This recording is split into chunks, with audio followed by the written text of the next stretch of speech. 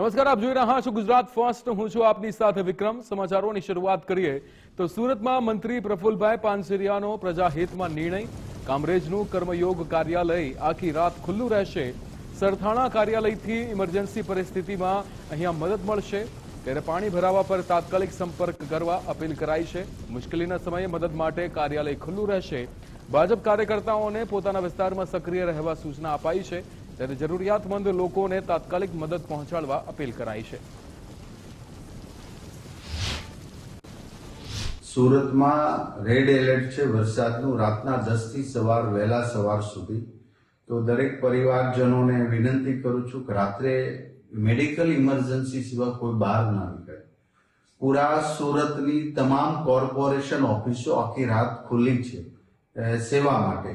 મારી પોતાની ઓફિસ સરથાણા કાર્યાલય આખી નાઇટ ત્યાં કાર્યકર્તાઓ, કોર્પોરેટરો, વોર્ડ પ્રમુખ સહિત બધા જ ત્યાં બેઠા છે અને ઇમરજન્સી માટે ત્યાં સેવા આપવા માટે બેઠા છે. એ જ રીતે સરથાણાની એસએમસી ઓફિસ આખી નાઇટ ખુલ્લી રહેવાની છે સેવા માટે.